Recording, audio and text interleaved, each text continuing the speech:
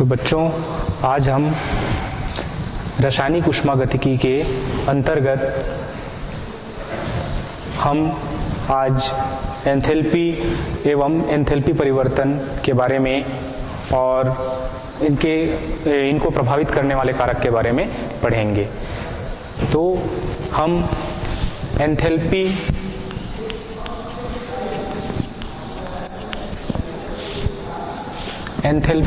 को पहले समझ लें। सामान्यतः रासायनिक जो अभिक्रियाएं होती है वो खुले पात्रों में कराई जाती है। रासायनिक जो भी अभिक्रियाएं होती है वो खुले पात्रों में कराई जाती है। जो अभिक्रिया जो होती है वो वायुमंडलीय दाब पर होती है और वायुमंडलीय जो दाब होता है वह निश्चित होता है। वायुमंडलीय दाब जो होता है क्या होता है? निश्चित होता है। तो दाब निश्चित होता है, दाब स्थिर होता है, लेकिन आयतन स्थिर नहीं होगा। ठीक है, तो हम कह सकते हैं स्थिर ताप और स्थिर दाब पर, स्थिर ताप और स्थिर दाब पर कोई रासायनिक अभिक्रिया में ऊष्मा परिवर्तन को हम एक ऊष्मागतिकी फलन के माध्यम से, ऊष्मागतिकी फलन के माध्यम से दर्शाते हैं, जिसे पूर्ण ऊष्मा या एंथैल्पी के रूप में प्रयोग करते हैं, है ना। स्थिर ताप और स्थिर दाब पर होने वाली रासायनिक अभिक्रियाओं को एक ऊष्मागतिकी फलन के रूप में हम दर्शाते हैं, जो पूर्ण ऊष्मा या एंथैल्पी है। ये जो पूर्ण ऊष्मा और एंथैल्पी, इनको सबसे पहले किसने दिया था, इसका नाम किसने रखा, उसको देखें। तो इसको सबसे पहले इसको देने वाले वैज्ञानिक का नाम है एच कैमरलिंग ओन्स। एच कैमरलिंग और ओन्स ने 1909 में इसको दिया था।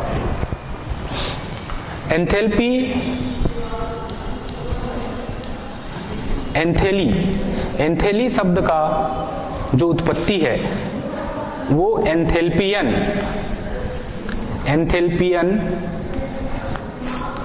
शब्द से हुआ है, जो एक ग्रीक शब्द है। ये जो एंथैल्पियन है वो क्या है? ग्रीक शब्द है। इसका मतलब क्या होता है?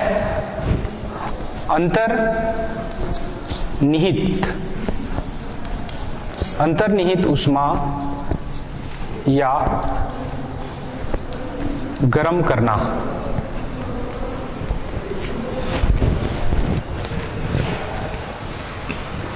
एंथैली शब्द का उद्भव एंथैल्पियन शब्द से हुआ है, जो क्या है? ग्रीक शब्द है, जिसका मतलब क्या होता है? अंतर्निहित ऊष्मा या गर्म करना। ठीक है, समझ आ गया ये, है ना। अब इसको हम परिभाषा के दृष्टिकोण से देखें। एंथैल्पी की परिभाषा क्या होती है उसको देखें।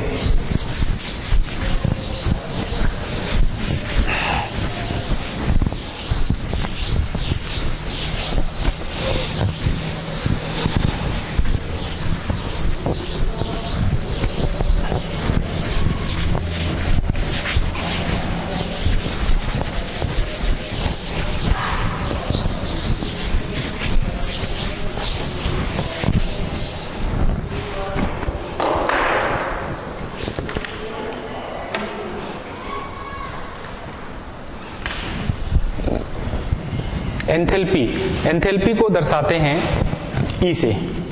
एंथैल्पी को दर्शाया जाता है ई से, कैपिटल ई से दर्शाया जाता है। एंथैल्पी की परिभाषा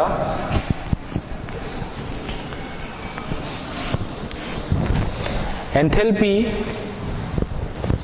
आंतरिक ऊर्जा आंतरिक एंथैल्पी होता है, किसी तंत्र की एंथैल्पी क्या होती है? आंतरिक ऊर्जा और दाब आयतन के गुणनफल के योग के बराबर होता है।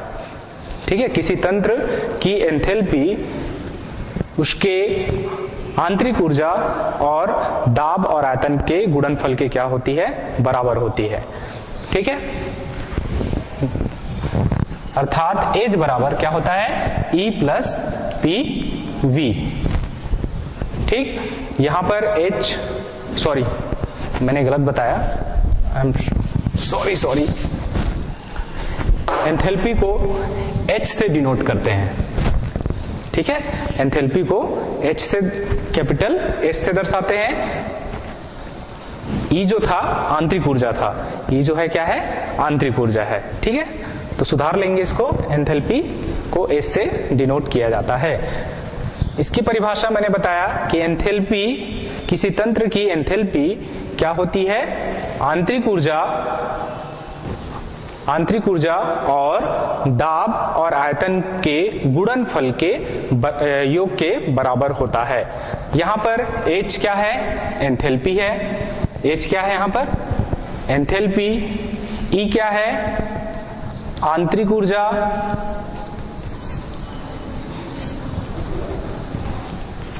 और P यहां पर क्या है? दाब। और V यहां पर आयतन है। ठीक है, तो सूत्र के माध्यम से समझें तो होता क्या है? H मतलब एंथैल्पी। एंथैल्पी जो होती है, किसी तंत्र की एंथैल्पी, आंतरिक ऊर्जा E और दाब आयतन के गुणनफल। देखिए यहां पर P इंटू V लिखा है ना, P इंटू क्या लिखा है? V, मतलब दाब और आयतन के गुणनफल के योग के बराबर होता है। ठीक है, परिभाषा समझ आ गया?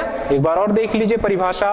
किसी तंत्र की एंथैल्पी आंतरिक ऊर्जा और दाब और आयतन के गुणनफल के योग के क्या होता है? बराबर होता है। ठीक, समझ आ गया ये? ठीक है जी। इसके बाद हम आंतरिक ऊर्जा में परिवर्तन देखें। ठीक है,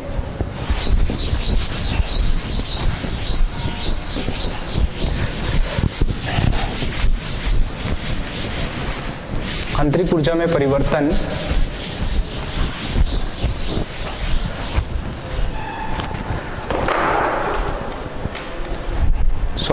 हम आंतरिक ऊर्जा में परिवर्तन नहीं देखेंगे, एंथैल्पी परिवर्तन देखेंगे। ठीक है, ये H एंथैल्पी परिवर्तन, एंथैल्पी परिवर्तन जिसको हम दर्शाते हैं डेल H से। एंथैल्पी परिवर्तन को दर्शाया जाता है किससे? डेल H से। एंथैल्पी परिवर्तन के लिए हम फॉर्मूला देखें तो मानते हैं कि स्थिर दाब पर, माना स्थिर दाब P पर किसी निकाय की प्रारंभिक अवस्था में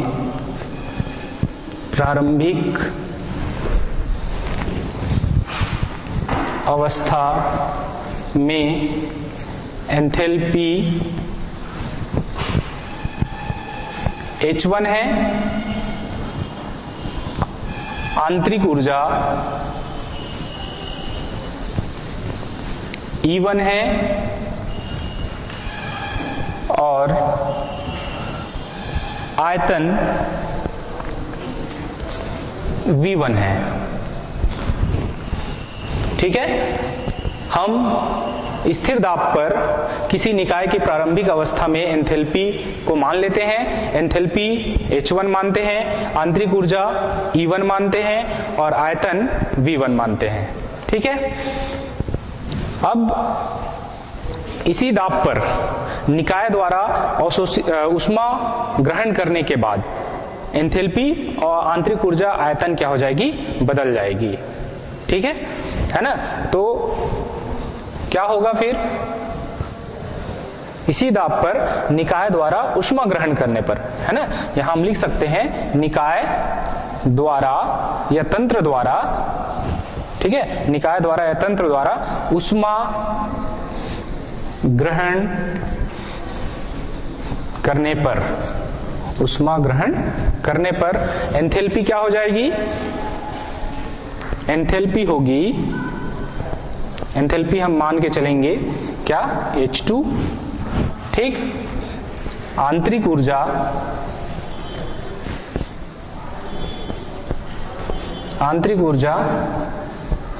E2, ठीक,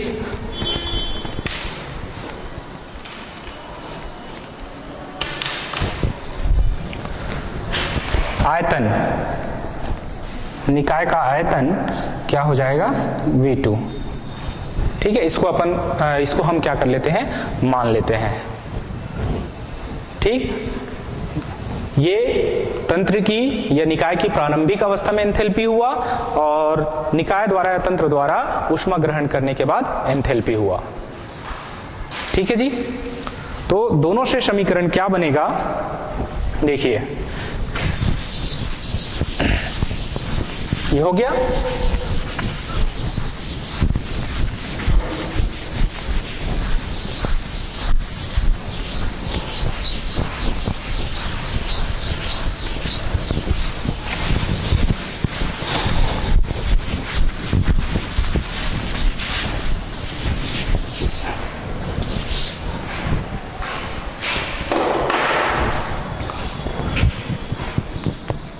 प्रारंभिक अवस्था में, है ना, प्रारंभिक अवस्था में एंथैल्पी क्या होगी, H1 बराबर क्या हो जाएगी,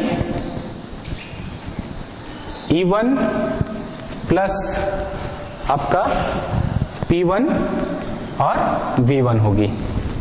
ठीक है जी, है ना। प्रारंभिक अवस्था में एंथैल्पी क्या होगा, H1 बराबर E1 प्लस P1 V1 होगी।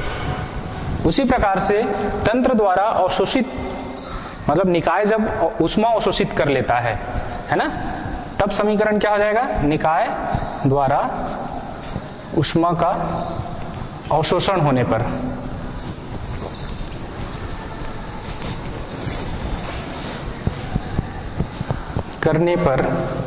समीकरण H2 बराबर E2 प्लस P2 V2 होगा। ठीक है, इसके बाद हम ये दो समीकरण हमको मिला है, H1 बराबर E1 plus P1 into V1। ठीक, उसी प्रकार से H2 बराबर E2 प्लस P2 V2। ठीक है जी, दोनों समीकरण को आपस में क्या कर देते हैं, घटा देते हैं। ठीक, समीकरण को घटाने पर, समीकरण को घटाने पर घटाइए, दो में एक को घटाइए तो होगा क्या, H2 माइनस H1 होगा। दो, इसको पहला समीकरण मान लेते हैं, जैसे इसको हम इक्वेशन क्या मान लेते हैं, फर्स्ट, और इसको इक्वेशन क्या मान लेते हैं, सेकंड। तो यहां पर आप लिख सकते हैं कि इक्वेशन सेकंड में फर्स्ट को घटाने पर। ठीक, तो हम घटा रहे हैं यहां पर H2 माइनस H1 बराबर आपका होगा क्या, E2 प्लस P2 V2। ठीक है, माइनस आपका आएगा क्या, सॉरी ब्रैकेट में लिखिए, माइनस है, ये आपका आएगा E1 plus P1 into V1। ठीक है, हमने क्या किया, दोनों समीकरण को दूसरे में पहले को क्या कर दिया, घटा दिया। अब इसको आगे हल करें, हल करेंगे तो आएगा क्या, H2 माइनस H1 बराबर E2, यहां देखिए यहां पर E2 और E1 आंतरिक ऊर्जा है ना, इसको एक साथ लिखें तो E2 माइनस क्या हो जाएगा, E1 हो जाएगा, E2 माइनस E1, ठीक, माइनस P1 V1 और P2 V2 को एक साथ लिखते हैं तो ये आएगा क्या, पर ये प्लस होगा है ना, P2 V2 माइनस हो जाएगा, ये माइनस होगा, ये है ना, P1 V1 आएगा, ठीक है, ये समझ आया है ना। हमने क्या किया, यहां से E2 और E1 को एक साथ लिखा है ना, ये माइनस E2 E1 आएगा, ये plus P2 V2 minus P1 V1 आएगा, ठीक, यहां तक क्लियर हो गया, आगे बढ़े, ठीक। अब देखिए H2 माइनस H1 को अपन मान सकते हैं, क्या मान सकते हैं, क्या लगी, डेल H, एंथैल्पी में परिवर्तन, ठीक है, एंथैल्पी में परिवर्तन, इसके जगह हम ये लिख सकते हैं, ठीक, बराबर E2 माइनस E1 हमने पढ़ा था पहले, है ना, आंतरिक ऊर्जा जब हमने देखा था तो आंतरिक ऊर्जा में परिवर्तन डेल E बराबर होता है E2 माइनस E1, तो हम इसको डेल E लिख सकते हैं, ठीक, प्लस इसको भी हम लिख सकते हैं, यहां पर हम दाब को स्थिर रखें, दाब तो स्थिर रहता है, हमने परिभाषा में भी देखा, दाब, स्थिर दाब और स्थिर ताप पर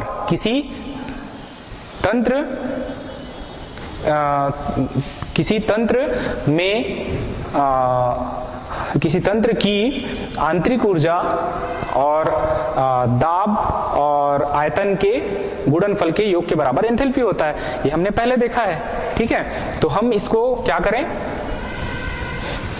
दाब को क्या कर ले, स्थिर मान ले, दाब को स्थिर मानेंगे तो होगा क्या, P हो जाएगा, है ना, P2 V1 मतलब ये हट जाएगा, P हो जाएगा, और ये आएगा क्या, V2 माइनस क्या आएगा, V1 आएगा, V2 माइनस क्या आएगा, V1 आएगा। अब इसको देखिए V2 माइनस V1 को हम क्या लिख सकते हैं, जैसे यहां पर एंथैल्पी परिवर्तन बराबर H2 माइनस H1 होता है, उसी प्रकार से आंतरिक ऊर्जा परिवर्तन बराबर E2 माइनस क्या होता है, E1 होता है, उसी प्रकार से आयतन जो होता है ना, आयतन में परिवर्तन V2 माइनस क्या होता है, V1 होता है। तो इसके जगह हम क्या लिख सकते हैं, डेल V लिख सकते हैं, डेल V।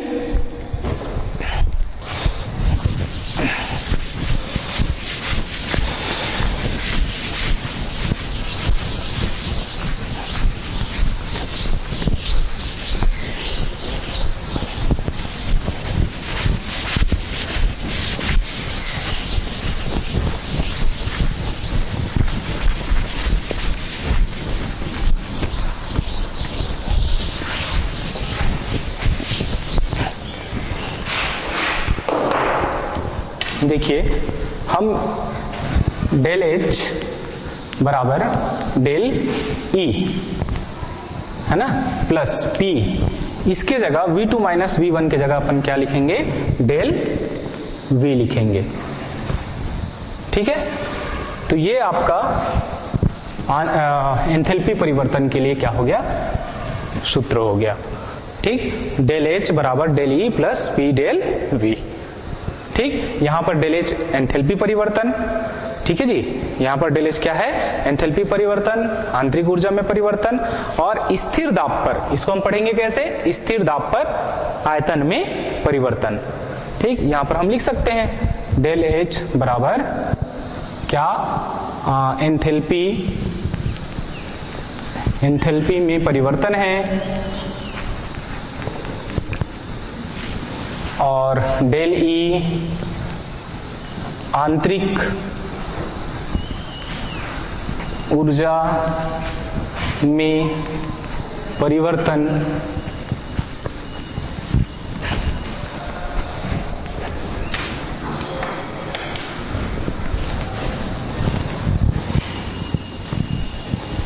और और यहां पर P डेल V स्थिर दाब पर आयतन में परिवर्तन। ठीक है, तो ये आपका तीनों में संबंध बताता है, एंथैल्पी, आंतरिक ऊर्जा और आयतन में परिवर्तन के लिए। ठीक, यहां तक क्लियर हो गया। फिर आगे देखें, इसी में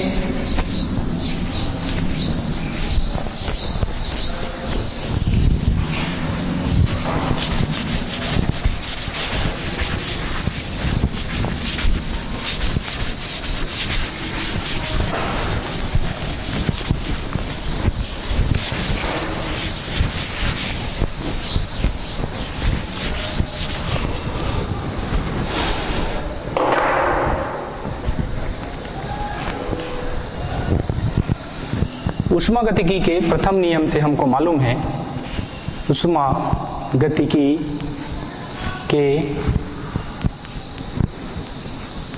प्रथम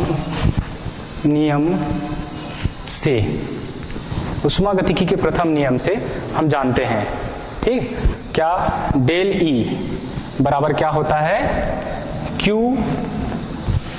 माइनस W होता है। क्या होता है, Q माइनस W। ठीक, यहां पर देखिए स्थिर दाब पर हो रही है अभिक्रिया, तो हम यहां पर P लिख सकते हैं, मतलब हम लिख सकते हैं डेल E बराबर QP, स्थिर दाब पर हो रही है अभिक्रिया भाई, है ना, तो माइनस क्या हो जाएगा, W हो जाएगा। या इसी को अपन लिख सकते हैं डेल E, या करके डेल E बराबर QP माइनस W को अपन लिख सकते हैं, क्या लिख सकते हैं, W को P डेल V लिख सकते हैं, क्योंकि माइनस W के बराबर क्या होता है, P डेल V होता है। हमने ऊष्मागतिकी के प्रथम नियम में देखा है, P डेल V होता है। ठीक, अब इस मान को, डेल E के मान को हम इस समीकरण में रखें, ठीक, इस समीकरण में रखें, तो होगा क्या, आपका होगा क्या, डेल H बराबर मान रखने पर, यहां पर हम लिख सकते हैं मान रखने पर डेल H बराबर डेल E का मान क्या है, QP minus P del V plus P del V होगा। ठीक, हमने यहां पर क्या किया, मान रखा कि नहीं रखा, डेल E के जगह हम क्या कर दिए, ये डेल E का मान QP minus P del V होता है, उसको हमने क्या कर दिया, रख दिया। अब यहां पर देखिए क्या है, ये माइनस P डेल V और प्लस P डेल V कटेगा, आपस में कट जाएगा, है ना, तो बचेगा क्या, डेल H बराबर QP बचेगा। ठीक है, अर्थात हम क्या बोल सकते हैं, स्थिर दाब पर, है ना, कांस्टेंट प्रेशर पर तंत्र को दी गई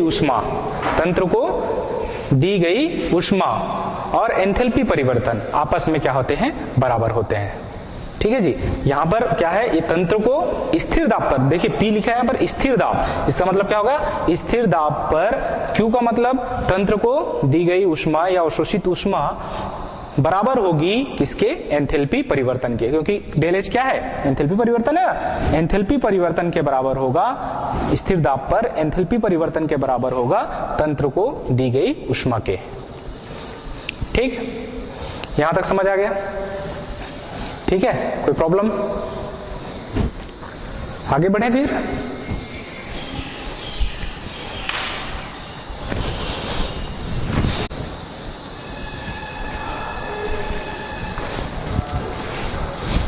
ठीक है, यहां तक समझ आ गया। अब देखिए अभिक्रिया जो है स्थिर दाब पर हो रही है, अभिक्रिया क्या हो रही है, स्थिर दाब पर, तो हम P डेल V को क्या मान सकते हैं, 0 मान सकते हैं, 0 लेके चल सकते हैं, है ना। तो यहां पर यदि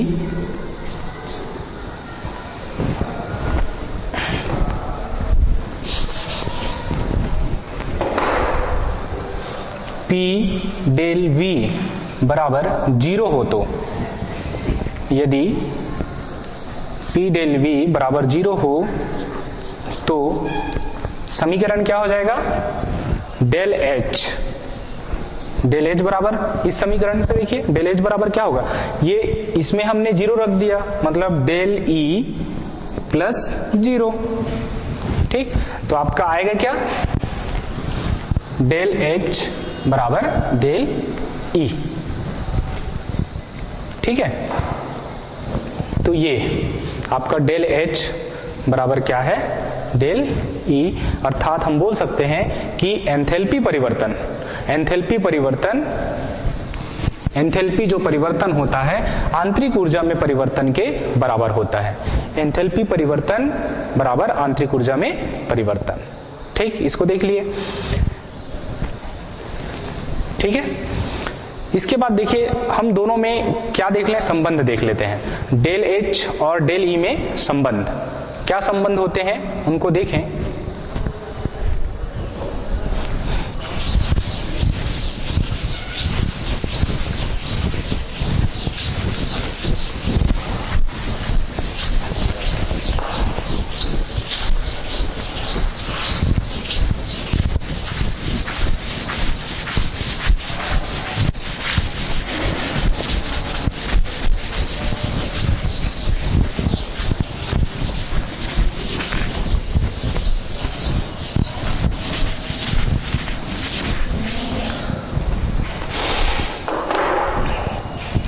हम देखेंगे डेल H और डेल E में संबंध।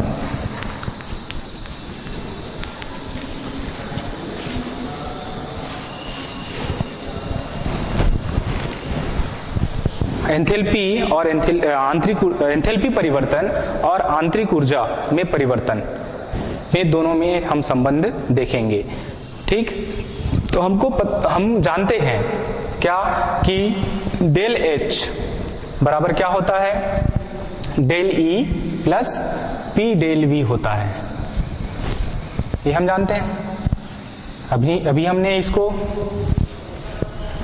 व्युत्पन्न किया है। ठीक, लेकिन डेल E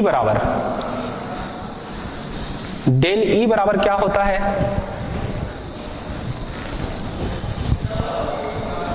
QV मान लेते हैं। ठीक है, यहां पर क्या है, आयतन स्थिर है, आयतन क्या है, स्थिर है। उसी प्रकार से डेल H बराबर क्या होगा, QP हो तो इसमें क्या है, इसमें आयतन स्थिर होगा और इसमें दाब क्या होगा, स्थिर होगा। ठीक है, तो समीकरण आपका क्या हो जाएगा, ये वाला समीकरण क्या हो जाएगा, मान रखने पर, मान रखिए, मान रखने पर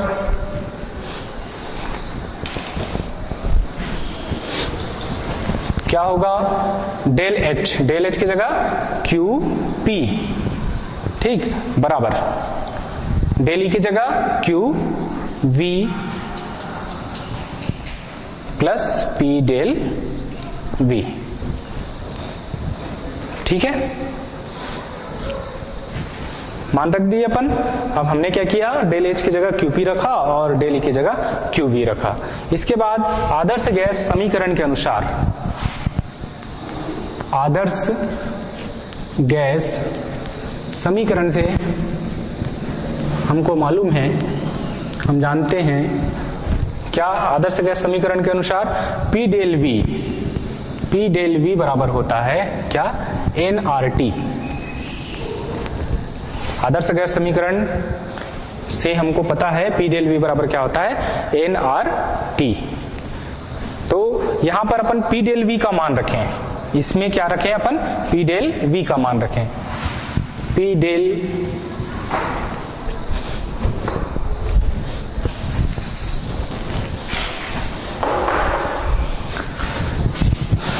V का मान रखने पर,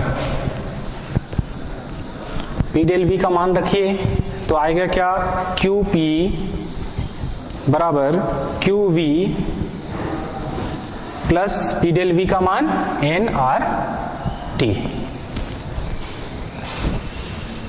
इसको सॉरी, इसको डेल nRT लिखेंगे, डेल nRT, ठीक है। मोलों की संख्या होती है इसका मतलब, ठीक। डेल लिख लेंगे यहां पर, ऊपर में सुधार लेंगे। ये हो जाएगा P डेल V बराबर del nRT। P del V का मान रखने पर QP बराबर QV प्लस डेल nRT होगा। अब हम जानते हैं क्या, QP का मान क्या था, QP की जगह हमने डेल H की जगह हमने QP रखा था। अब QP की जगह हम क्या रख सकते हैं, डेल H रख सकते हैं। तो QP की जगह हम लिख सकते हैं डेल H बराबर QV की जगह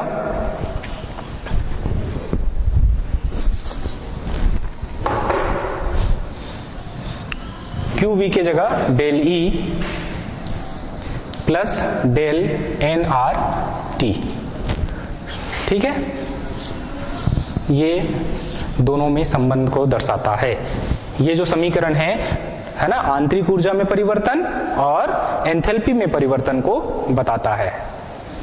समझ में आया बात, ठीक है जी, है ना। यहां पर क्या है, डेल n मोलों की संख्या में परिवर्तन होगा। डेल n, यहां पर n मोलों की संख्या और डेल n बोले तो मोलों की संख्या में परिवर्तन। डेल n मोलों की संख्या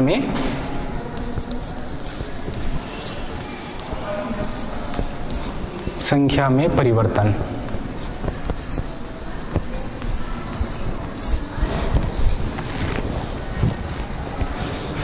ठीक है, हो गया। डेल n मोलों की संख्या में परिवर्तन होगा यहां पर इस समीकरण में। अब देखिए डेल n का जो आकलन है ना, डेल n का जो आकलन है वो केवल गैसीय अभिक्रिया के लिए होगा, है ना। ये इसका आकलन हम किसके लिए कर सकते हैं, केवल गैसीय अभिक्रिया के लिए, है ना। हम ठोस द्रव के लिए नहीं कर सकते। ठोस द्रव के लिए इसका जो मान होता है वो क्या होता है, नगण्य होता है, ठीक है, 0 के बराबर होता है। इस चीज को ध्यान रखेंगे, ठीक। तो ये समझ आ गया, ठीक।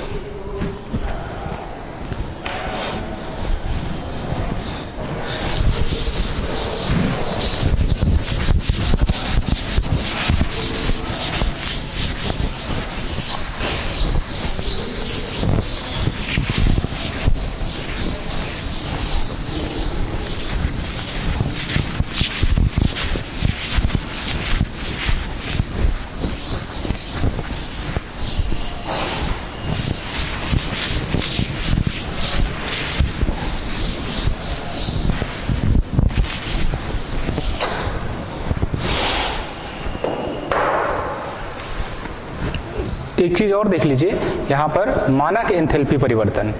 मानक एंथैल्पी परिवर्तन किसे कहते हैं, मानक एंथैल्पी परिवर्तन। मानक एंथैल्पी परिवर्तन किसे कहते हैं, मानक एंथैल्पी परिवर्तन को दर्शाते हैं डेल H 0 से, है ना। यहां क्या होगा, 0। डेल H किससे दर्शाते हैं, 0 से। अब मानक एंथैल्पी परिवर्तन किसे कहते हैं उसको समझ लीजिए। मानक एंथैल्पी परिवर्तन का मतलब क्या होता है, पदार्थ की वह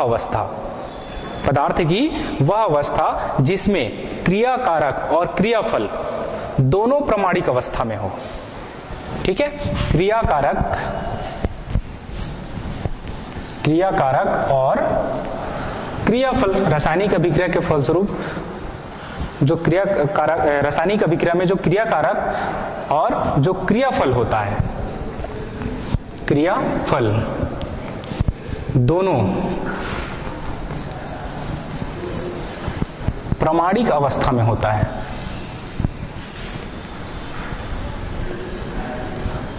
प्रामाणिक अवस्था में हो तो मानक एंथैल्पी परिवर्तन कहेंगे। इस परिवर्तन को क्या कहेंगे, मानक एंथैल्पी परिवर्तन कहेंगे, ठीक है। अब परमाणिक अवस्था किसे कहते हैं इसको समझ लीजिए।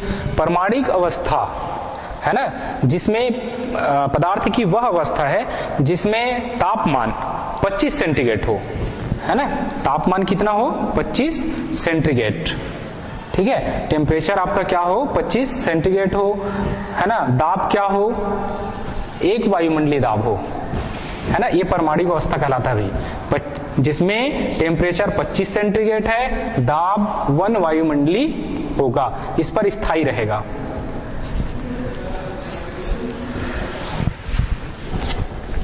ये परमाणविक अवस्था कहलाता है।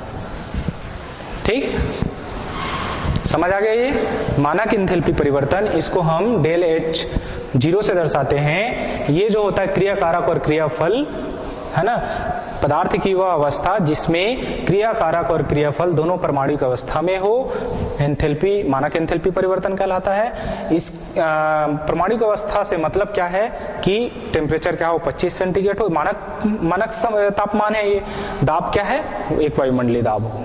ठीक है, ठीक समझ आ गया।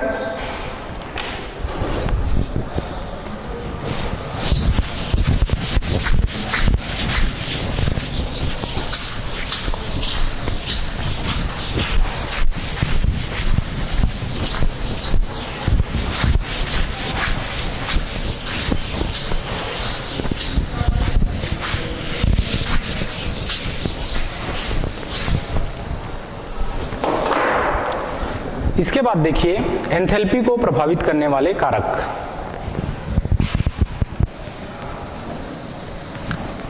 एंथैल्पी को प्रभावित करने वाले कारक।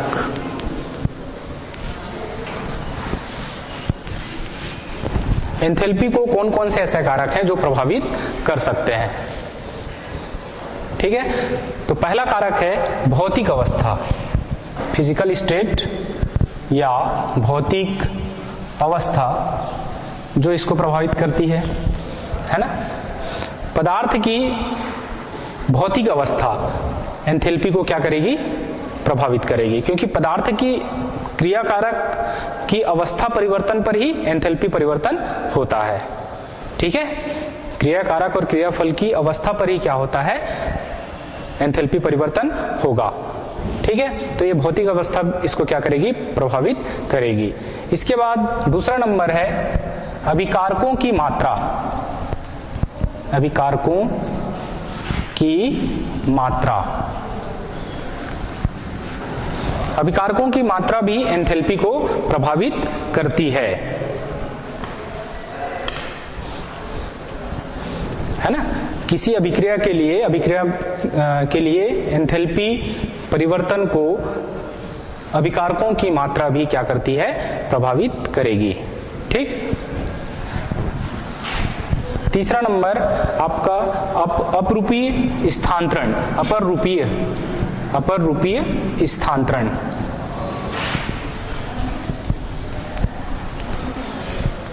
अपर रूपता शब्द मतलब एक पदार्थ जो विभिन्न रूपों में पाया जाता है ना, उसको अपर रूपता कहते हैं। तो अपर रूपी स्थानांतरण भी एंथैल्पी परिवर्तन को क्या करती है, प्रभावित करती है।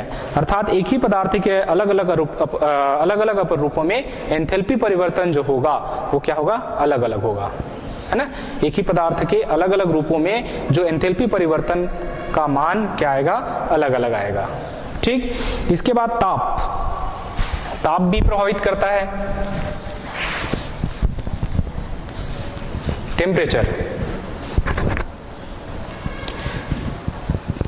हम अभिक्रिया का ताप बढ़ाएंगे तो एंथैल्पी परिवर्तन का भी मान बढ़ेगा, है ना। एंथैल्पी का मान क्या होगा, बढ़ेगा। कम करेंगे तो एंथैल्पी परिवर्तन का मान क्या आएगा, कम आएगा। ठीक, पांचवा है दाब और आयतन। दाब और आयतन, ये भी एंथैल्पी को क्या करते हैं, प्रभावित करते हैं। दाब और आयतन भी एंथैल्पी को क्या करेगा, प्रभावित करेगा। ठीक है, तो एंथैल्पी को प्रभावित करने वाले कारक हमने 5 कारक देखा। भौतिक अवस्था, अभिकारकों की मात्रा, अपर रूपी स्थानांतरण, ताप, है ना, दाब और आयतन में परिवर्तन, ये भी मतलब ये सभी एंथैल्पी परिवर्तन को प्रभावित करेंगे। ठीक, तो आज हमने क्या क्या देखा? हमने देखा एंथैल्पी एवं एंथैल्पी परिवर्तन, ठीक है, और इसको प्रभावित करने वाले कारक। ठीक, ये समझ आ गया? कोई प्रॉब्लम है क्या? नहीं, ठीक है, आगे का हम नेक्स्ट क्लास में देखेंगे। ठीक है, आज के लिए धन्यवाद।